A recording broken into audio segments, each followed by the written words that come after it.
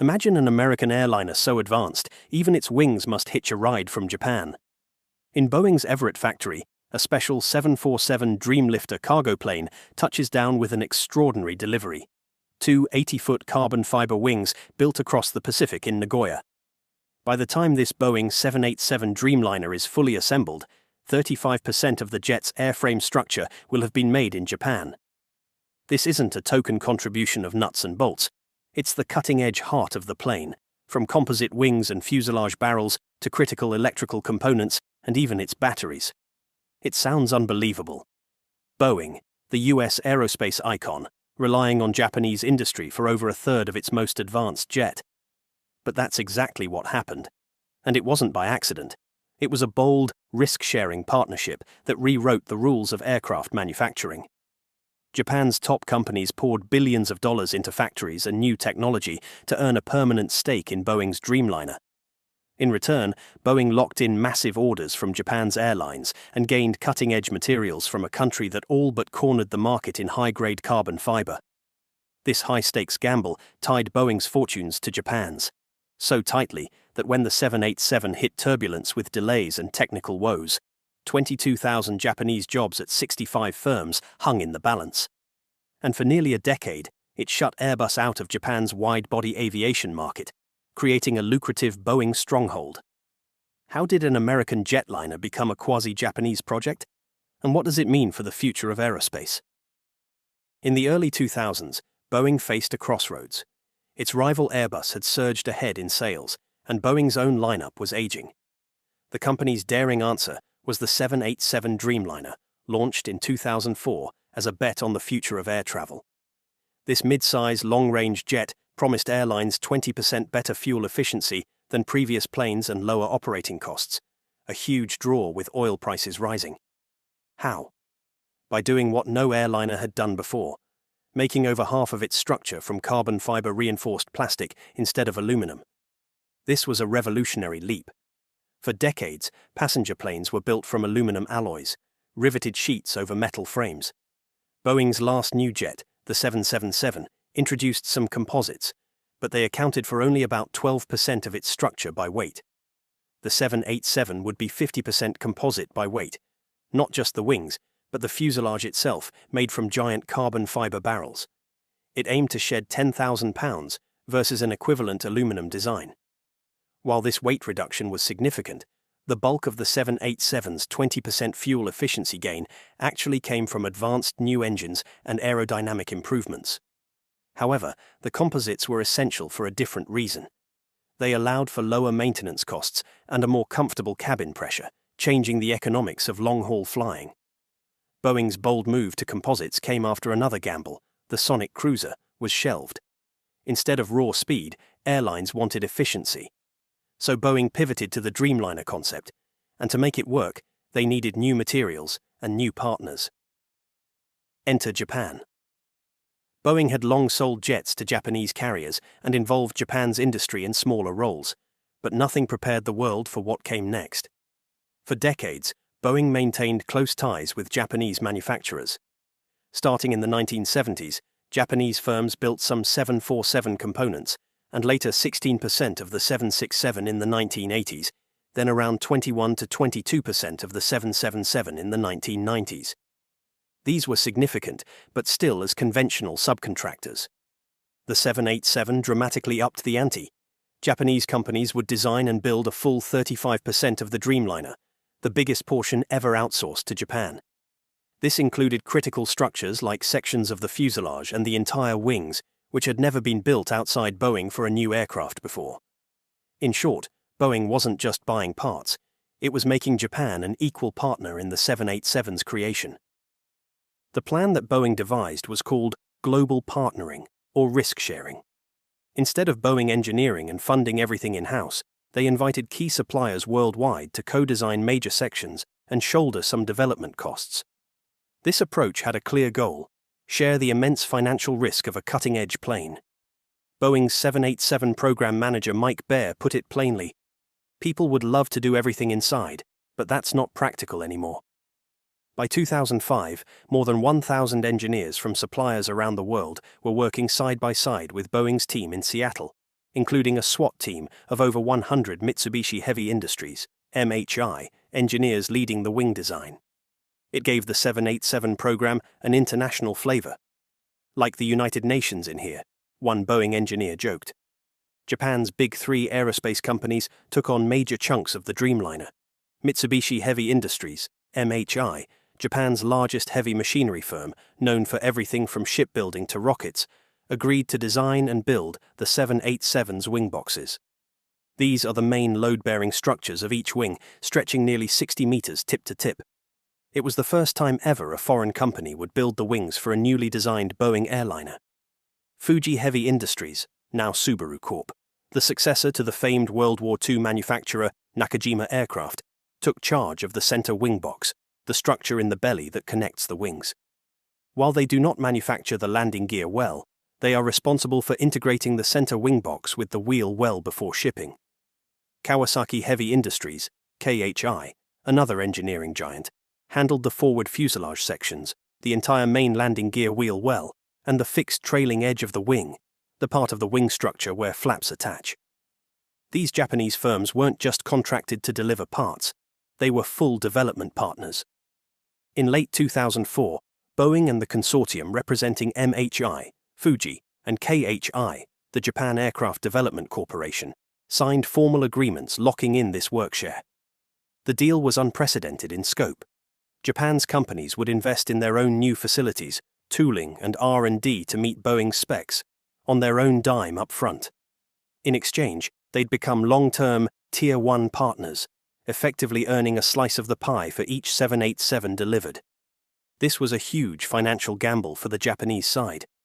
Analysts estimated that MHI, KHI, and Fuji together would spend about $2 billion developing the 787 components and scaling up production. They even sought low-interest loans from the Japanese government to offset costs.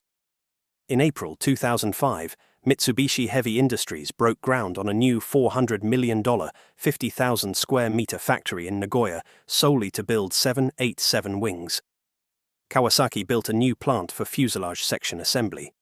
Enormous autoclaves, giant pressurized ovens, were installed to cook the composite wings and barrels. One autoclave at MHI's site was 40 meters long and 8 meters in diameter, big enough for half a wing at a time. It weighed 700 tons and was among the largest in the world when first fired up in 2006. Inside these factories, the manufacturing process was like nothing Boeing had attempted. Thin sheets of carbon fiber fabric pre-impregnated with epoxy resin were layered into wing molds, then vacuum bagged and baked for hours until they hardened into solid composite. The result? An 80-foot wing skin with drastically fewer rivets, unlike an Airbus A380 wing that uses over 1 million rivets to hold aluminum panels. The 787's smooth carbon wings were designed to flex more and resist corrosion, all while saving weight. But achieving that demanded meticulous precision. Any air pocket or misalignment in the composite layup could weaken the part. It was a moonshot in materials science, scaled up to passenger jet dimensions. For Japan, joining the 787 wasn't just a business deal. It was the culmination of a national dream in aerospace. Japan had been a major plane maker before World War II. Mitsubishi built the famed Zero fighter. But after the war, the US occupation dismantled Japan's aviation industry. It restarted in the 1950s under strict oversight, mostly supplying parts or building under license. Over the decades, Japan slowly rebuilt an aerospace base, producing military aircraft components, rockets, and partnering on every Boeing jet from the 707 onwards. By the 2000s, Japan was hungry to move up the value chain. As Dr. Hajime Tozaki of Waseda University noted, Japan's industry saw the 787 as a chance to prove itself globally. If the 787 succeeds all over the world, it's good for Japanese industry. Japan's government openly supported these ambitions. Building a large indigenous passenger jet, a national aircraft, had been a long-held goal.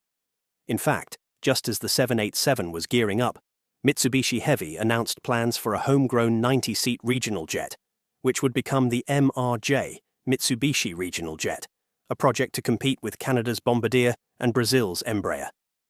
The MRJ's key selling point: it would use a lightweight composite wing, expertise drawn straight from the 787 program.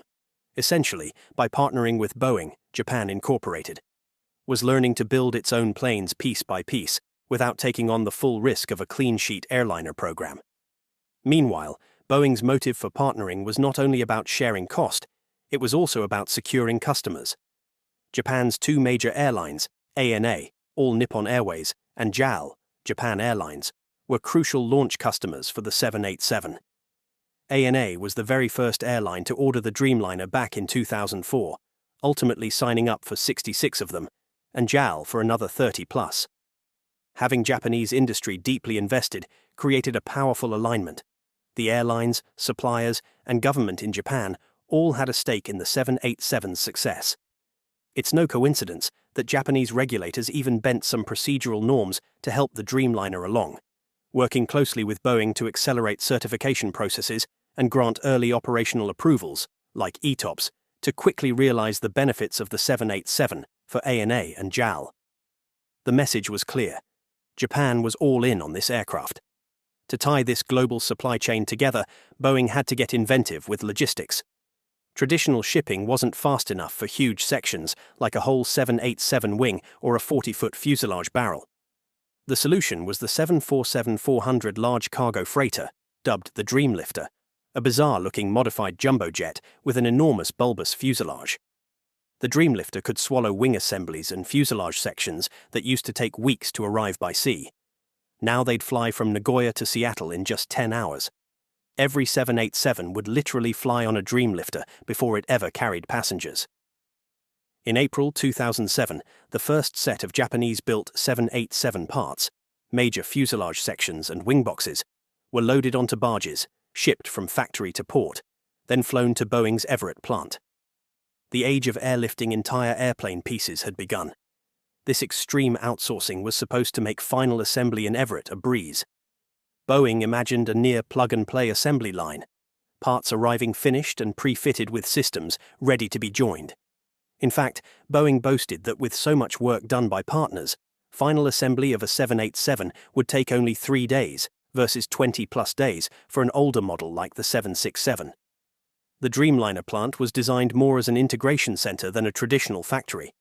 For Boeing, this strategy also freed up engineering resources and spread out financial exposure. As one Boeing VP touring the Japanese plant said in 2007, "I couldn't dream of Boeing taking on an airplane by itself again." The 787 partnership model was seen as the new normal. And initially, it worked as intended. By 2007, before the first plane had even flown, Boeing had amassed 544 orders for the Dreamliner, a record-setting launch. Airlines worldwide were sold on its promises, and Boeing's stock price soared. But soon, the lofty Dreamliner would face a harsh reality check. Just as the Dreamliner seemed ready to take the world by storm, turbulence hit. The revolutionary design and outsourced production led to unforeseen snags. In mid-2007, Boeing had to postpone the first test flight, missing the original August target due to shortages of fasteners and unfinished software. One delay led to another. The highly distributed supply chain began to show its cracks. Some suppliers struggled to meet Boeing's strict specs and timeline. In 2009, Boeing resorted to an extraordinary step, buying back control of troubled suppliers. It paid $580 million to acquire Vought Aircraft's South Carolina plant that was building the 787's rear fuselage, which had fallen behind schedule. Boeing also bought out its Italian partner Alenia's share of their Global Aeronautica joint venture in South Carolina, consolidating control over fuselage integration to speed up the stalled assembly line. The global puzzle pieces weren't fitting as neatly as planned. The composite materials brought their own challenges. Tiny manufacturing flaws could require intensive rework. And new systems, like an all-electric architecture that eliminated the traditional pneumatic bleed air piping, introduced bugs. After multiple delays, the first 787 finally flew in December 2009, about 2 years late. But even after test flights, a serious incident occurred. In 2010, an in-flight electrical fire on a test aircraft grounded the fleet again. Boeing's CEO, Jim McNerney, admitted the 787 plan was overly ambitious, incorporating too many firsts all at once. New materials, new processes, and increased global sourcing. They had clearly stumbled on the execution. It was a humbling moment. Then, just as 787s started flying passengers in late 2011, another crisis. Lithium-ion batteries on two separate 787s overheated and caught fire in January 2013, prompting a worldwide grounding of the entire Dreamliner fleet for months. Japanese carriers ANA and JAL were among the most affected. They had been the early adopters. The Japanese public watched as their high-tech jet, once a point of pride, became the subject of safety investigations. Japan's regulators had fast-tracked 787 approvals to help ANA and JAL, and now they faced scrutiny. It was an ironic twist. The very deep ties and national bet on the 787 raised the stakes of its problems. All of this put strain on the Boeing-Japan partnership. Japanese suppliers had ramped up expecting smooth sailing, only to hit delays that meant slower revenue. However, the partnership also meant Boeing couldn't afford to alienate Japan. During the battery crisis, US diplomats even met Japanese officials to manage political and economic fallout. A senior advisor to Japan's prime minister warned that if Boeing tried to pin blame or losses on Japanese companies unfairly, the damage for Japan will be huge. In other words, Boeing and Japan were in this together, for better or worse. Yet, through the turbulence, Japan stuck by Boeing. ANA and JAL didn't cancel orders. They expressed confidence Boeing would fix the issues. The Japanese suppliers kept churning out parts, and in a show of commitment, Japan's government and industry voices even called for more support for the 787 rather than less. It was a remarkable display of loyalty born from that deep integration. The mid-program crises of the Dreamliner taught Boeing some hard lessons. Outsourcing could go too far. Some capabilities needed to stay in-house. But it also proved the resilience of the Boeing-Japan alliance. Now, as the 787 overcame its growing pains, it began to deliver on its promises, and its impacts on the industry and on Boeing's competition with Airbus came into full view. By taking a one-third stake in the Dreamliner, Japan effectively vaulted itself into the top tier of global aerospace. The country that once only built parts now gained experience designing and manufacturing some of the most complex sections of a cutting-edge jet. This had long-term payoffs. Mitsubishi Heavy and others honed their expertise in large-scale composites, positioning them as leaders in that field. MHI's CEO proudly noted that through the 787 they developed unrivaled technologies for designing and building big composite wings. The know-how wasn't lost after the 787. It fed directly into Japan's own projects and its attractiveness as a partner for future planes. For instance, Mitsubishi's regional jet, the MRJ, later renamed SpaceJet, was initially designed with a carbon fiber wing, drawing on engineers who had worked on the 787's wing. Although the program later switched to aluminum wings to reduce manufacturing complexity and eventually was put on hold in 2020, the attempt underscored Japan's rising competence. It almost succeeded in fielding its first homegrown airliner in 50 years. Even without a flagship domestic jetliner, Japan's industry reaped rewards as a permanent part of Boeing's supply chain. The economic benefits were significant. Boeing estimated that as of the mid-2010s, about 22,000 Japanese workers, roughly 40% of Japan's entire aerospace workforce, were dedicated to Boeing projects. The 787's success meant high-tech manufacturing jobs in Nagoya, Kobe, and other hubs. Boeing became, and remains, the largest single customer of Japan's aerospace industry, spending roughly $5 billion per year on Japanese parts. One Reuters report noted Boeing would purchase $36 billion worth of goods and services from Japan from 2014 through 2020 as part of follow-on deals. Those are massive, steady revenues for the likes of MHI, KHI, and Subaru, Fuji Heavy. In essence, Japan's bet paid off.